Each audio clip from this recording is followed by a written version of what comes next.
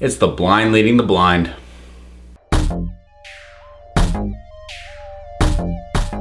So here we go, Doctor Who Series 10, Episode 5. Don't mind the nails, it's been an odd kind of weekend. Oxygen! Reminder, I don't do spoiler free anymore. So, rolling right into it. I think this is the best episode of this series so far. I really enjoyed this one. I hesitate to say that it's a flat out great episode. It's definitely very good. Really what I need to do is I need to rewatch the thing before I can really make that call. I plan to do that soon, but I had technical issues. I missed chunks of it. The sound cut out at me at one point. But yet, despite all of that, I really liked it. So I think that says a bit about it. So, God, what is there to say about this? Okay, here's the main thing. Despite the fact that on a logic level, I knew repeatedly throughout the episode that Bill wasn't dead, despite 2 fake outs on that, and that the Doctor and the rest of this team wasn't going to die, the tension was still there. I still felt, my adrenaline go up. I still felt the nerves. I still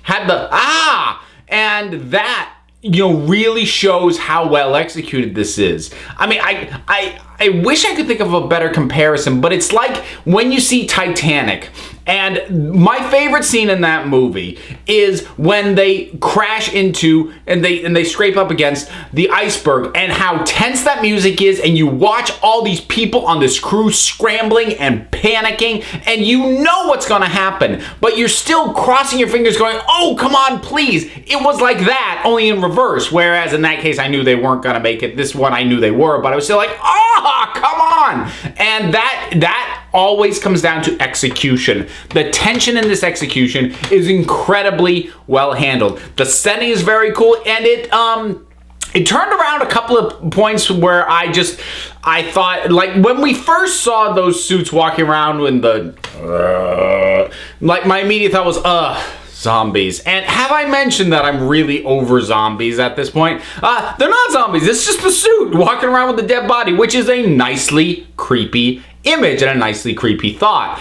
And coming back to Bill and those the 2 fake outs that she had, that when she was passing out because she couldn't breathe, oh man, that was terrifying. They really sort of put you in that, because she's in a vacuum, so the sound goes out. In that case, the sound was supposed to go out, as opposed to, when they went dead on me and it wasn't supposed to, but that, my problems. Anyway, so, that goes out, you see, the effects on her face. Ooh, gave me this, that just looks really unpleasant. And I really love the Doctor's sort of little mini speech about having a good death. That is, I mean, Capaldi delivers these speeches so well when he gets the chance to do them. And I liked that. I liked that was as a stand your ground moment. I like that as we're gonna die, but we're gonna die with purpose, and they're gonna know that we were here. And I tend to enjoy that as a sentiment from characters anyways, and seeing it coming from the Doctor, loved it. The whole idea, I like, and again, something that I thought I was going to dislike, but they didn't go where I thought. Whereas I thought initially we were dealing with zombies, I also thought initially, it looks like they're dealing with an AI problem, but really it's going to turn out, there's a saboteur on the station and blah, blah, blah, blah, blah. And they didn't go there. And it would have been so predictable, and it would have taken me out of the thing if they had, but they didn't. And now I suppose you can still technically say a person was behind it because, it was a corporate mandate, but I like that it's not about the one guy who's off going, woo, ha, but it's like, it's this bigger thing that they're dealing with. There's definitely a bit of a recurring thing going on with this series, because we had a similar sort of capitalistic thing going on in Thin Ice. Even the last episode, Knock Knock, it wasn't a capitalism thing, but it was sort of this people as fuel thing. It's as fuel, as a resource, as just something to be used up and consumed. I think we have our recurring theme of the series, and I'll be curious to see how that either pays off. Is it going to become blatant and made like part of the actual upfront text of the of the series, or is it going to be left as a subtext and recurring theme? Don't know, but it's working for me so far. I'm digging that. I really liked having Nardole along with this. I like the dynamic that Nardole has with the Doctor. I like that Nardole kept trying to trip him up. I like that he's there holding the fluid links. The TARDIS can't go anywhere without this. Doctor says, yeah, who told you that? Well, you did. Exactly. He just throws the lever and the TARDIS goes like, love it. I don't like Nardole as much when he's panicky and screamy. That doesn't work for me as much. So those moments are a little iffy, but when he's just trying to get the Doctor back on the TARDIS, and the strength he has as a character when he was confronting the Doctor at the end, I was impressed with. I will reiterate, I like Nardole. I know some people don't. I think in some cases people just don't like Matt Lucas, which is fair. There are actors who I just don't like, and it doesn't matter what role they're playing. Ricky Gervais.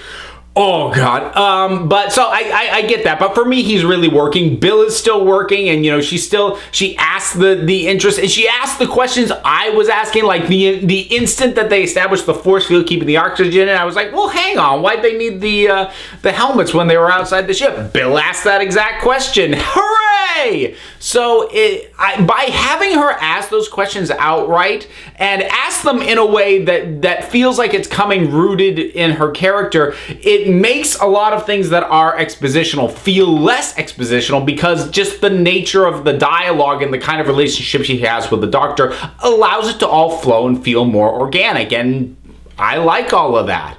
The Doctor still being blind is an interesting wrinkle. I'm not entirely sure what I think about that at this point. I mean, a lot of it's going to depend on what it's like next episode, and and to see how it affects. My initial thought is probably not going to be a huge effect, because he seemed to function pretty well without his sight in this episode, and yet at the same time I think to myself, it's still gonna kneecap him a bit, and I'll be interested to see how that plays out.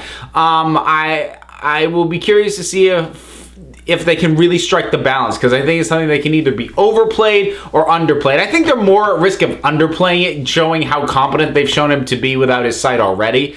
So, we'll see in what ways it actually hampers him. But the Doctor doesn't usually carry over physical issues from episode to episode. Mental scars, certainly. He's got more than a share of those. But this is new. This is an interesting wrinkle, and it's hard to say whether or not it's a good idea based on this episode alone. I gotta see where it goes. It's the sort of thing on paper I go, don't think so. But since we've done it, we're here. I will take a look at what they have next time.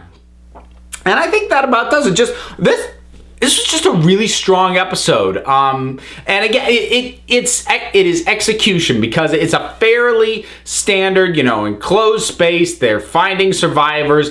The setup is not particularly original. I did like the fact that they were mostly combating the AI, even though it wasn't like an AI gone mad story. I like when they have to go up against just computer rationale. Sometimes it can go the wrong way, like with the hosts in Voyage of the Damned, but it was one of the only elements I liked in Sleep No More. When the guy had to sing to the door to get it to open because just how the friggin' AI worked. I love that kind of stuff. So I love to see them trying to battle and work around and deal with this thing that is programmed to do this certain thing, and they just have to figure out a way to outthink it and around the ways that it's going to react to what they do. And I always like those kinds of stories. So again, this is just tightly executed is what this is. This is a spot-on delivery for what it was trying to do. So, Oxygen, I enjoyed it quite a bit. What were your thoughts on it? Whatever they were, drop something down in the comments. Let's talk about it. Don't forget to like, subscribe, check me out on Twitter at Council of Geeks. Give a listen to the Council of Geeks podcast, available on iTunes and Stitcher.